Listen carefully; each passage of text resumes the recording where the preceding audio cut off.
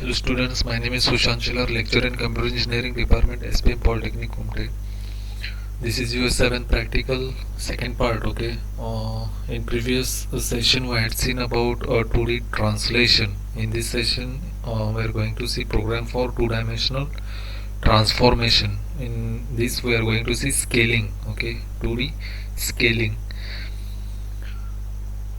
या प्रॅक्टिकलमध्ये आपण two dimensional scaling पाहणार आहोत. गेल्या प्रॅक्टिकलला आपण 7th प्रॅक्टिकललाच आपण 2D ट्रान्सलेशन बघितलं होतं. बघूयात आता स्केलिंगसाठी काय प्रोग्राम आहे. स्केलिंग हे काय आहे तुम्हाला माहिती आहे. स्केलिंग म्हणजे एखाद्या जॉमेट्रिकल ऑब्जेक्टचं किंवा जॉमेट्रिकल प्रिमिटिव्हचं जे साईज जे आहे ते आपण अल्टर करतो किंवा चेंज करतो. याच्यामध्ये त्या पर्टिक्युलर ऑब्जेक्टची साईज हे इन्क्रीजही होऊ शकते किंवा डिक्रीजही होऊ शकते depending on value of your scaling factor. Okay, scaling फॅक्टरच्या डिपेंडंट ते इन्क्रीज किंवा डिक्रीज पर्टिक्युलर साईज जे आहे ते डिपेंड आहे. तर बघूयात आता आपण प्रोग्राम. नेहमीप्रमाणे आपण हेडर फाइल्स इन्क्लूड करून घेतलेले आहेत. ओके, इथं standard input output, console input output, graphics dot H आणि डॉस डॉट एच. त्याच्यानंतर तुमचं इथं मेन फंक्शन आहे. ओके, इथं आपण जी डी आणि जी एम हे नेहमीप्रमाणे व्हेरिएबल्स घेतलेले आहेत इनिट ग्राफ फंक्शनसाठी. ओके, इथं ड्रायव्हर पाथ दिलेला आहे आपण नेहमीप्रमाणे. त्याच्यानंतर आपल्याला या प्रोग्रामसाठी जे व्हेरिएबल्स लागणार आहेत. ओके, इथं परत एकदा आपण लाईन हे जॉमेट्रिकल प्रिमिटिव्ह कन्सिडर केलेलं आहे. लाईनसाठीचे जे इनिशियल आणि फायनल कोऑर्डिनेट्स जे असणार आहेत XY कोऑर्डिनेट्स, त्याच्यासाठी आपण इथं इंट एक्स वाय x1 आणि y1 असे 4 व्हेरिएबल घेतलेले आहेत. स्केलिंग फॅक्टरसाठी आपण SX आणि SY असे 2 व्हेरिएबल घेतलेले आहेत आणि त्याला फ्लोट म्हणून घेतलेला आहे. कारण तुम्हाला माहिती आहे स्केलिंग फॅक्टर हा 1 पेक्षा ग्रेटर जर असेल तर तो पर्टिक्युलर जॉमेट्रिकल प्रिमिटिव्ह जे आहे त्याची साईज जी आहे ती इन्क्रीज होणार आहे आणि 1 पेक्षा कमी जर असेल तर त्या पर्टिक्युलर जॉमेट्रिकल प्रिमिटिव्हची साईज जी आहे ती कमी होणार आहे. ओके, 1 पेक्षा कमी म्हणजे त्यासाठी आपण इथं फ्लोट व्हॅल्यू घेतलेली आहे. ओके, त्याच्यानंतर क्लिअर स्क्रीन हे फंक्शन घेतलेलं आहे. ओके, इनिट ग्राफ नेहमीप्रमाणे फंक्शन घेतलेलं आहे ड्रायव्हर पाथसाठी.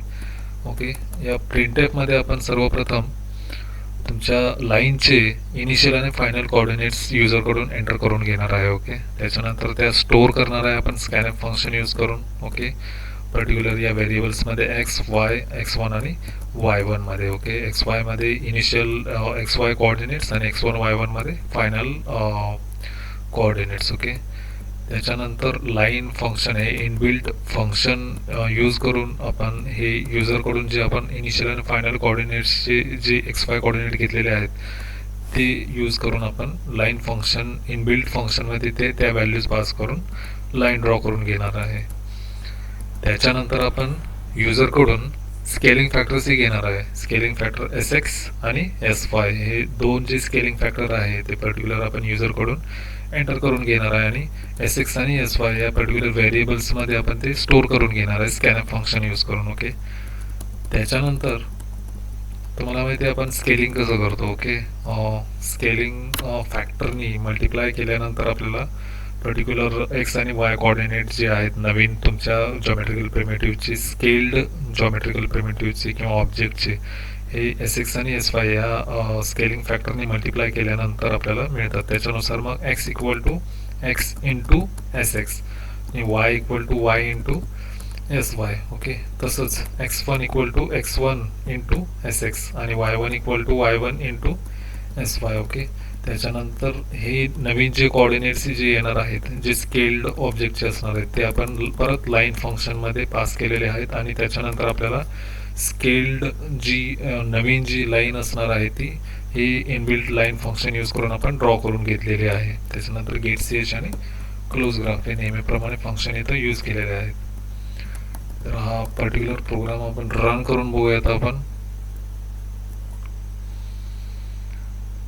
सर्वप्रथम आपण इथं आता इनिशियल आणि फायनल कोऑर्डिनेट्स लाईन्सचे देऊयात. इनिशियल x कोऑर्डिनेट समजा 100 घेतला, y कोऑर्डिनेट समजा 150 घेतला, परत फायनल कोऑर्डिनेट्स इन एक्स 200 घेतला, वाय कोऑर्डिनेट समजा 250 घेतला. ओके, ही तुम्हाला इथं आउटपुटमध्ये इथं लाईन ड्रॉ झालेली दिसते. ओके, ही तुमची ओरिजिनल लाईन झाली. आता एस एक्स आणि एस वाय हे स्केलिंग फॅक्टर्स आपण देऊयात. समजा एस एक्स 2 आहे आणि एस वाय पण समजा 2 घेतला.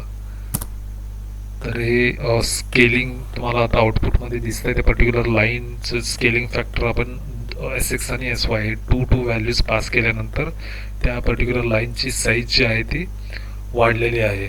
ओके, कारण इथं 2 हा स्केलिंग फॅक्टर घेतलेला आहे जो 1 पेक्षा ग्रेटर आहे. 1 पेक्षा ग्रेटर जर स्केलिंग फॅक्टर जर असेल तर तुमच्या पर्टिक्युलर जॉमेट्रिकल प्रिमिटिव्हची साईज जी आहे ती इन्क्रीज होते. आता आपण अजून एकदा हा प्रोग्राम रन करून बघूयात आणि याच्यामध्ये स्केलिंग फॅक्टर जो आहे तो 1 पेक्षा कमी देऊयात, 1 पेक्षा कमी घेऊयात. त्याच्यानुसार मग काय होणार आहे, तुमच्या जॉमेट्रिकल प्रिमिटिव्हची साईज जी आहे ती डिक्रीज होणार आहे, कमी होणार आहे. Okay, initial x Y coordinate दिले मी, त्याच्यानंतर फायनल कोऑर्डिनेट्स दिलेत लाईनचे. ओके, त्याच्यानुसार लाईन ड्रॉ झालेली आहे परत एकदा. आता इथं एस एक्स आणि एस वायची व्हॅल्यू जी आहे ती समजा मी 0पेक्षा कमी दिली, म्हणजे 0.5 दिली. समजा एस एक्स 0.5 आणि एस वाय परत 0.5. तर आता जे आउटपुट येणार आहे ते तुमच्या ह्या ओरिजिनल लाईनच्या लेंथपेक्षा त्याची लेंथ कशी असणार आहे, कमी असणार आहे. कारण आपण इथं स्केलिंग फॅक्टर 1 पेक्षा कमी घेतलेला आहे. किती घेतलेला आहे आपण स्केलिंग फॅक्टर एस एक्स आणि एस वाय 0.5 घेतलेला आहे. तर इथं तुम्हाला आउटपुटमध्ये दिसतंय ती पर्टिक्युलर जी नवीन स्केल्ड जी लाईन आहे ती तुमच्या ओरिजिनल लाईनपेक्षा छोटी आहे, की कारण स्केलिंग फॅक्टर 0.5 आहे म्हणून. ओके, त्याच्या निम्मीच आहे म्हणजे जवळजवळ ती लाईन. ओके, तर this was your second part of 7th practical. Okay, program for 2 dimensional transformation scaling. Okay, thank you.